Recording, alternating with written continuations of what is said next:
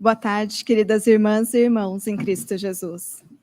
Sempre uma alegria poder estar aqui nas reuniões espirituais híbridas, especialmente neste mês de festa e comemoração, em que a nossa amada Luz Divina completa 67 anos desde a sua fundação.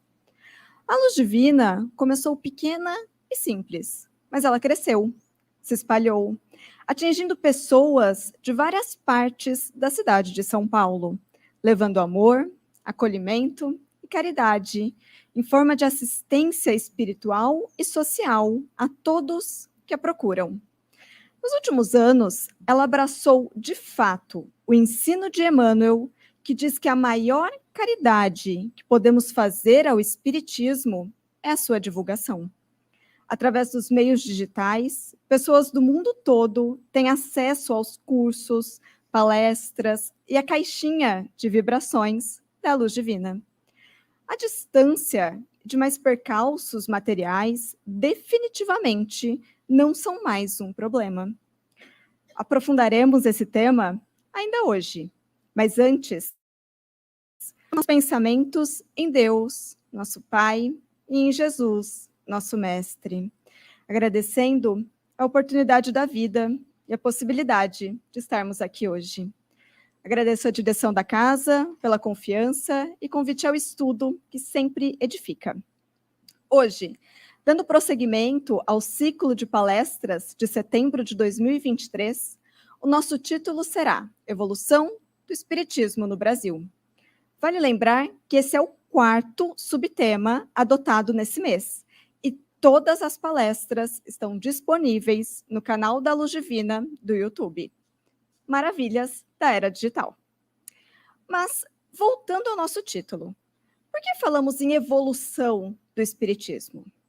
Como já sabemos, mas não custa relembrar, o Espiritismo é uma tríplice doutrina. É uma religião, mas é também filosofia e ciência. E é uma ciência evolucionista. O próprio Allan Kardec, seu codificador, informou, enquanto encarnado, que ele apenas iniciara os estudos, não finalizara nada. Ainda havia muito a ser aprofundado e abordado. Não à toa, o extenso material produzido por figuras como Bezerra de Menezes, Chico Xavier, Ivone do Amaral Pereira, Divaldo Franco, entre outros. E percebam que nos retivemos apenas em nomes de espíritas brasileiros. Escreveu Leon Denis, um francês, no livro Depois da Morte. Não se torna a doutrina espírita um sistema definitivo, imutável, fora e acima das conquistas futuras da ciência. Acha-se aberta às retificações, aos esclarecimentos do futuro. O ponto inicial do espiritismo foram as mesas girantes, fenômeno esse que se apresentou e espalhou pelo mundo ocidental em meados dos anos de 1800 como uma febre. Toda a elite financeira e intelectual desse período ouviu falar da situação e muito provavelmente participou de uma sessão dessas, com intenção de aprendizado ou divertimento, mas ninguém ficou de fora. Inclusive, a situação foi retratada pela romancista inglesa Agatha Christie em livro que acaba de ser lançado em adaptação para o cinema. E sim, a autora teve contato com o espiritismo em seu país natal através de sua mãe. Além das mesas que se mexiam, batiam, dançavam pelos salões e respondiam perguntas, as materializações de espíritos eram bem comuns nesse período inicial da doutrina. Como nos dão notícias, os extensos trabalhos realizados pelo químico inglês Sir William Crookes. Decidido a provar a farsa dos médiums, após pesquisas científicas sérias, conduzidas com a médium Florence Cook, o renomado cientista afirmou sobre a mediunidade: não digo que isto é possível, digo, isso é real. Aqui no Brasil, alguns anos depois, temos ainda a busca pela fenomenologia, a necessidade de, como o apóstolo Tomé, vermos com nossos próprios olhos um espírito materializado, para acreditarmos que eles realmente existem. O médium Francisco Peixoto Lins, mais conhecido como Peixotinho, é um exemplo dessa procura. Embora tenha se dedicado durante décadas ao tratamento de obsessões e receituário mediúnico, ficou conhecido pelas materializações realizadas, inclusive com a presença de Chico Xavier. Temos também o médium José Arigó, que levava uma multidão para a cidade de Congonhas, Minas Gerais, onde realizava cirurgias com cortes, com utensílios rudimentares, sem anestesia, mas sem dor ou infecções por parte dos atendidos. Mas por que o enfoque tão grande na fenomenologia? Por que essa necessidade de fenômenos que, aparentemente, realizam milagres? Isso porque, inicialmente, era necessário chamar a atenção para a existência do plano espiritual. Era necessário provar materialmente a existência dos espíritos. Era necessário ver para crer. E, para tanto, nada melhor do que aguçar a curiosidade inerente do ser humano, chocando inicialmente, para despertar a faísca da busca pelo entendimento racional. Mas que fique claro, o Espiritismo não acredita em milagres, porque, como já comentamos, a doutrina é uma ciência. E, cientificamente falando, milagres não existem. Todos nós, encarnados e desencarnados, seguimos as leis da natureza, as leis divinas. E dentro dessas, não existem milagres, porque eles seriam justamente algo que iria contra, que negasse as leis naturais. Os chamados milagres, pela crença popular, nada mais são do que manipulação do fluido cósmico universal, geralmente por magnetismo, algo mais do que comprovado pela ciência mundana. Só que só esse assunto já renderia uma palestra inteira, e não cabe aqui discuti-lo. Para quem se interessou, fica o convite à leitura do livro A Gênese, de Allan Kardec. Mas, voltando ao fato de que, para entender o Espiritismo, não podemos nos esquecer que a doutrina é uma ciência, vamos tentar esmiuçar o pensamento científico usando, para isso, uma frase célebre de um cientista respeitado. O astrônomo Carl Sagan disse: descobrir a gota da verdade no meio do oceano de confusão requer vigilância, dedicação e coragem. Só praticando o hábito rigoroso de pensar é que podemos ter a esperança de resolver os nossos problemas mais sérios. E completa com uma ideia que poderia muito bem ter sido retirada de um livro espírita. Eu não quero acreditar, eu quero saber. Ou seja, o método científico funciona assim: pensar, raciocinar, experimentar, negar, testar, sempre tendo como norteadora a lógica, para só então admitir uma verdade. Em O Livro dos Médiuns, capítulo 2, Allan Kardec explica que a existência dos espíritos não é uma hipótese imaginada para explicar fatos. É o resultado da observação e a consequência natural da existência da alma. Explicando. No início, em que a doutrina funcionava como ciência de observação, os fenômenos aparentemente milagrosos eram fundamentais para a consolidação do estudo. Mas, com o aprofundamento e aperfeiçoamento dos métodos e raciocínios, eles deixaram de ter papel de destaque e a lógica passou a imperar. A fenomenologia em nada contribui para a real evolução do ser imortal, porque, como está no capítulo 3 de O Livro dos Médiuns, o melhor método de ensino espírita é o que se dirige à razão e não aos olhos. O espiritismo deve ser estudado como a ciência que é, Leitura, observação, aprofundamento, elaboração de teorias, comprovação ou refutação das mesmas, racionalização e só então a crença que leva ao saber. Herculano Pires, no livro O Mistério do Bem e do Mal, reforça a necessidade do estudo e aprimoramento intelectual para o espírita. Porque, segundo o autor, alguns espíritas, por não conhecerem a própria doutrina, admitem como doutrinárias as mais estranhas manifestações mediúnicas e as mais evidentes mistificações.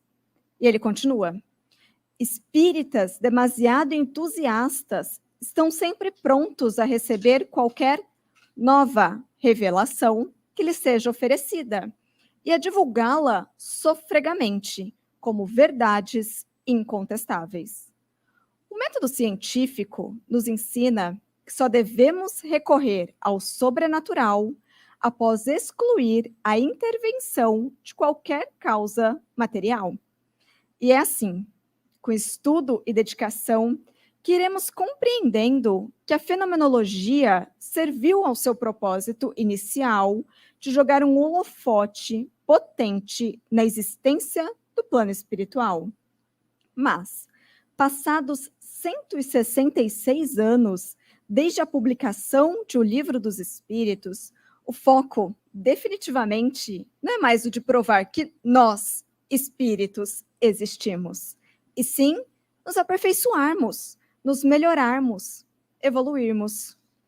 O objetivo de todo espírita deve ser a sua evolução moral, intelectual e, por consequência, espiritual.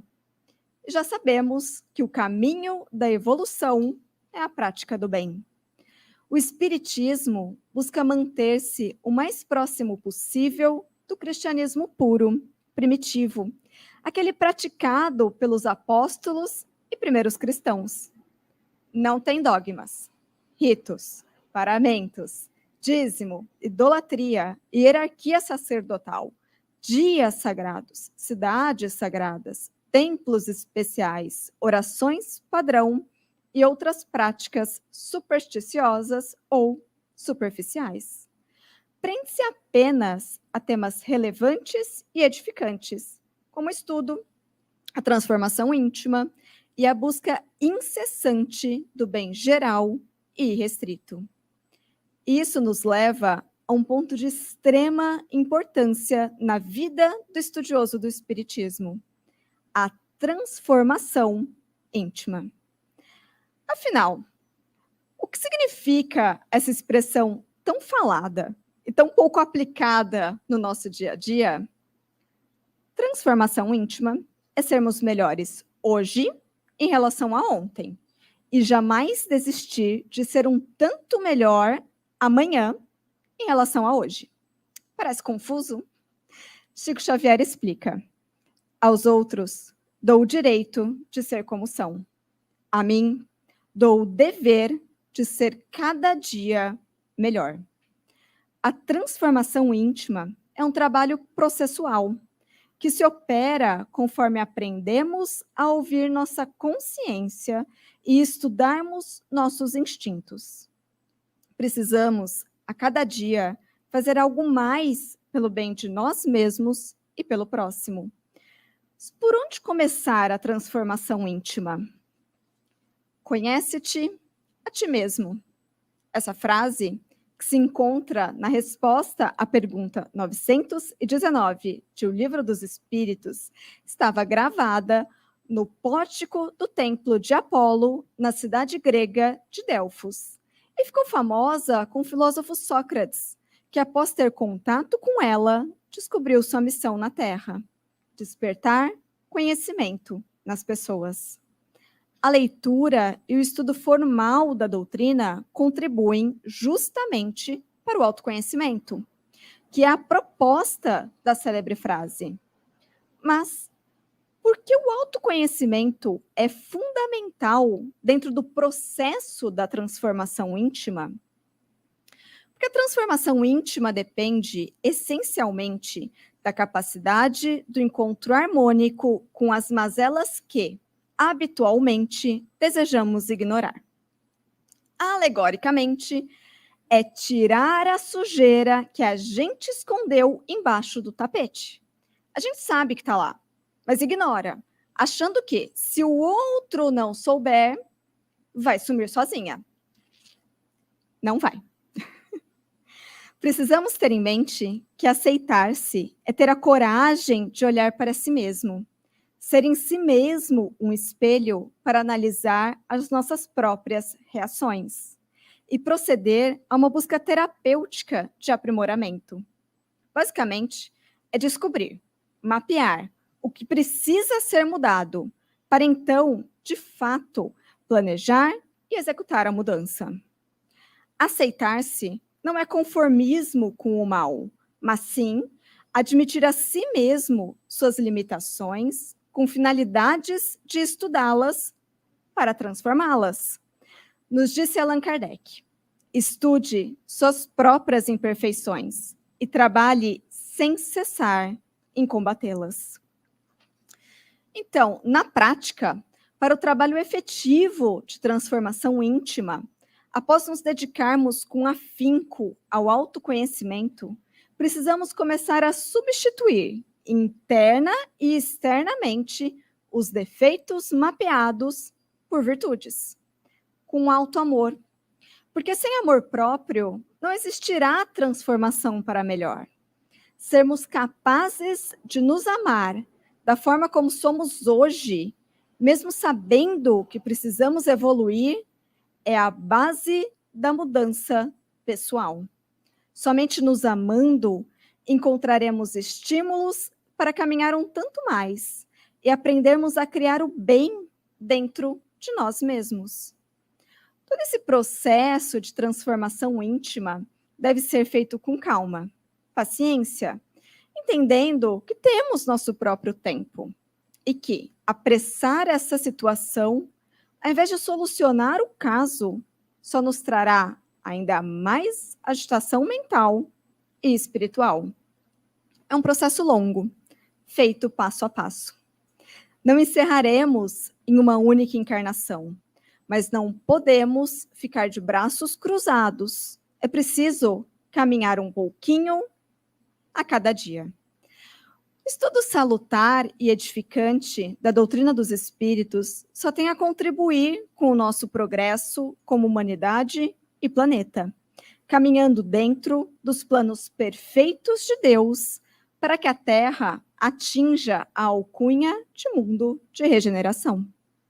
A prática do espiritismo atual, do terceiro milênio, visa justamente fazer jus ao escrito de Paulo de Tarso na Carta aos Romanos, capítulo 12, versículo 2, em que ele diz assim: e não vos conformeis com esse mundo, mas transformai-vos pela renovação do vosso entendimento. Entendimento esse que dá origem à fé racional, à fé verdadeira, aquela capaz de mover montanhas, aquela fé que, nas palavras de Emmanuel, no livro Consolador, é a possibilidade de não mais dizer eu creio, mas afirmar eu sei, com todos os valores da razão tocados pela luz do sentimento. Vimos esse contexto hoje, na fala de um cientista conceituado, e não existe nada típico por aqui, muito pelo contrário. Em O Evangelho segundo o Espiritismo, Allan Kardec escreveu: fé inabalável só o é a que pode encarar frente a frente a razão em todas as épocas da humanidade. No mesmo livro, encontramos as recomendações do Espírito de Verdade para os espíritas: amai-vos e instruí-vos. E essas duas palavrinhas nos levam a outro ponto a ser abordado hoje na nossa conversa: o perfil do espírita brasileiro. O Brasil é, definitivamente, o país mais espírita do mundo. E o espiritismo é a terceira maior religião do país, atrás apenas dos católicos e evangélicos.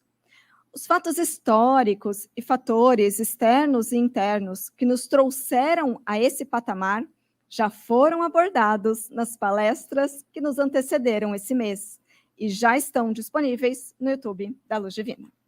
Agora, o que vamos esmiuçar um pouquinho é justamente como o montante de espíritas brasileiro é formado.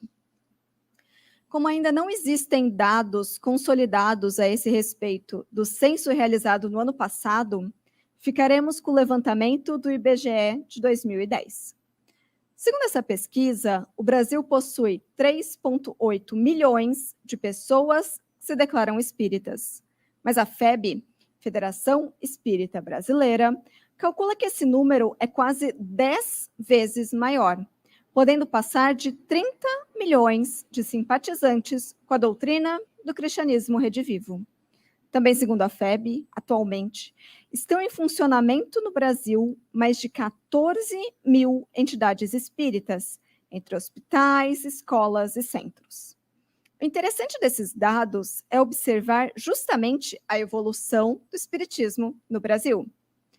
O censo iniciou a coleta de dados, considerando o espiritismo como religião, no ano de 1940. À época, 463 mil pessoas se declararam espíritas, algo em torno de 1% do total da população brasileira. Hoje, em números oficiais, seríamos 2%. Mas, como vimos, com um aumento considerável no montante geral. A história fica ainda mais interessante quando comparamos os censos de 2000 e 2010. Segundo o IBGE, em uma década, o espiritismo cresceu em torno de 70%. Nenhum outro grupo religioso cresceu tanto no mesmo período. Já sobre o perfil propriamente dito, sabemos, pela pesquisa de 2010, que o espírita tem, em média, 37 anos. Para contextualizar, segundo a mesma pesquisa, os católicos têm, em média, 30 e os evangélicos 28 anos. Ou seja, os espíritas tendem a ser mais velhos. Já falamos algumas vezes hoje sobre o espiritismo ser uma fé raciocinada, o que se reflete no fato de que seus adeptos são o grupo religioso com maior percentual de alfabetizados, praticamente 99%. No mesmo quesito, os católicos não atingem 90%. Falando sobre escolaridade, o censo de 2010 indicou que 32% dos espíritas possuem ensino superior completo, ou seja, se formaram na faculdade, e outros 37% possuem ensino superior incompleto. Frequentou, mas ainda não se formou na faculdade. Como estamos fazendo paralelo com os católicos, apenas como ilustração, nessa religião, menos de 10% de seus adeptos possuem ensino superior completo.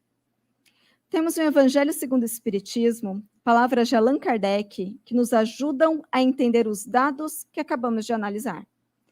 Quando a fé é apoiada na inteligência e na compreensão das coisas, ela é sincera e verdadeira. Resgatando Carl Sagan, eu não quero acreditar, eu quero saber. A doutrina nos dá todas as ferramentas necessárias para que, com a nossa disciplina, comprometimento e seriedade, possamos, de fato, compreender todas as nuances do mundo no qual estamos inseridos. Mas vamos falar de contemporaneidade do Espiritismo? Em 2017, foi realizada uma pesquisa pelo Mercado Editorial Espírita, que indicou que, naquele ano, existiam 8.407 títulos de livros no movimento espírita, escritos por 1.691 autores e produzidos por 181 editoras espíritas. Livros impressos são fundamentais para a doutrina, e não à toa, o seu marco de início é justamente a publicação de O Livro dos Espíritos, em 18 de abril de 1857. Mas, com a evolução tecnológica e científica exponencial que a humanidade vem apresentando, os impressos não são mais a única forma de comunicação e de divulgação da doutrina dos espíritos. Muito pelo contrário, a era digital já é realidade em nossas vidas. Nós bem sabemos o que aconteceu em 2020. De uma hora para outra, tudo que conhecíamos como normalidade deu espaço para novidades nem sempre agradáveis. Vamos trazer para o nosso microcampo de vivência? Em março de 2020, pela primeira vez em sua história, a Luz Divina precisou fechar suas portas físicas sem previsão de reabertura. Mas esse foi um empurrão para que abríssemos as portas digitais de forma permanente e definitiva, contribuindo e muito para a divulgação do Espiritismo. Continuemos utilizando o exemplo da nossa casa de caridade, para que possamos compreender a importância da digitalização e porque essa prática só tende a se expandir. O isolamento social e as dificuldades provocadas por todas as mudanças pelas quais o mundo passou em tão pouco tempo não foram suficientes para fazer a instituição beneficente à Luz Divina esquecer o seu lema de amor, acolhimento e caridade. O Departamento de Assistência Social se manteve firme no intuito de melhorar a vida dos irmãos mais necessitados, suprindo, na medida do possível, as urgências materiais que se agravaram no país. Para tanto, foram usadas as ferramentas digitais, com mobilizações e campanhas virtuais para angariar o montante necessário nessa corrente do bem. Já em relação à assistência espiritual, em 2019, o site da Luz Divina, que já existia desde 2007, foi modernizado, atualizado. Claro que nessa época, ninguém encarnado imaginava o que estava por vir. Mas essa mudança foi fundamental para a manutenção da comunicação com os frequentadores durante o período crítico de afastamento. Foi ela também que permitiu que pudéssemos, em setembro de 2020, transformar a famosa caixinha de bilhetes física em vibrações virtuais. O interessado, em qualquer lugar do mundo, entra no site, preenche o formulário e seu pedido é entregue em forma de lista para os grupos de médiuns trabalhadores que se reúnem para fazer as rogativas em benefício dos atendidos. Facilidade para o assistido e ainda poupa um bom montante de papel. Muito moderno e a natureza agradece. Reuniões públicas suspensas pelo distanciamento social, isso não é um problema na era digital. A Luz Divina já possuía um canal na rede social YouTube desde 2015, mas só era usado para divulgar palestras específicas, como as dos simpósios e ciclos, em abril e setembro. A partir de setembro de 2020, ele passou a ser utilizado para transmitir as reuniões espirituais públicas, como estamos fazendo nesse exato momento. Dessa forma, atinge não apenas os moradores da cidade de São Paulo, que já costumavam frequentar a nossa amada instituição, mas também pessoas de outras cidades, estados e países que, sem essa ferramenta digital, não teriam acesso a tanto conhecimento consolador. Se antes da pandemia passavam por esse templo físico uma média de 400 pessoas por semana, agora são mais de 1.500 web telespectadores semanais, apenas no YouTube. Em ditado popular, fazer do limão uma limonada. O mesmo vale para o Facebook e para o Instagram. Os perfis da Luz Divina nas redes sociais já existiam antes de 2020, mas não eram usados com regularidade. Apenas passaram a ser, de fato, ferramentas divulgadoras da doutrina espírita e do amor do Cristo, com a necessidade de distanciamento social. Mas a ideia deu tão certo e rendeu tantos frutos que continuará a ser utilizada pelos próximos muitos anos. Agora, além dos painéis físicos da sede, os trabalhadores, frequentadores e interessados na doutrina e na nossa casa espiritual conseguem se informar sobre atividades e campanhas, tirar dúvidas sobre atendimentos e acessar textos doutrinários também através das redes sociais e do site da instituição.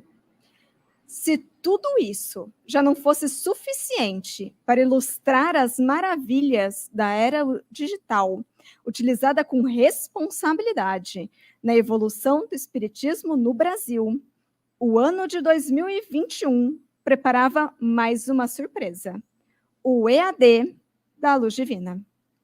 Na impossibilidade da retomada das aulas presenciais, a área de ensino, juntamente com voluntários, se organizou e trabalhou muito para planejar, executar e lançar, em tempo recorde, a versão virtual do CAAETM, o nosso curso de Aprendizes do Evangelho, Educação e Treinamento Mediúnico.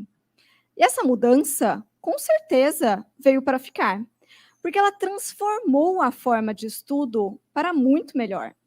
Agora são 5 semestres de aulas virtuais, contemplando os antigos 5 anos, com o mesmo conteúdo, mas em aulas mais enxutas e diretas.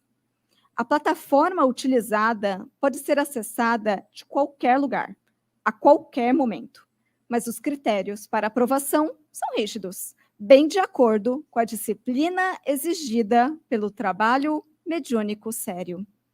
Todo começo de semestre, temos novas turmas. Espíritas, instruí-vos. E como fica o futuro? Capítulo 6, item 4, de O Evangelho segundo o Espiritismo. O Espiritismo dá ao homem uma fé inabalável no futuro, e a dúvida pungente não mais se abate sobre sua alma, fazendo ver do alto a importância das vicissitudes terrestres se perde no vasto e esplêndido horizonte que ele descortina. A perspectiva da felicidade que o espera lhe dá a paciência, a resignação e a coragem de ir até o fim do caminho. Assim, o Espiritismo realiza o que Jesus disse do Consolador prometido: conhecimento das coisas que faz o homem saber de onde vem, para onde vai e por que está na terra. Chamamento aos verdadeiros princípios da lei de Deus e consolação pela fé e pela esperança. Em resumo, o futuro é não dizer mais eu creio, mas afirmar eu sei.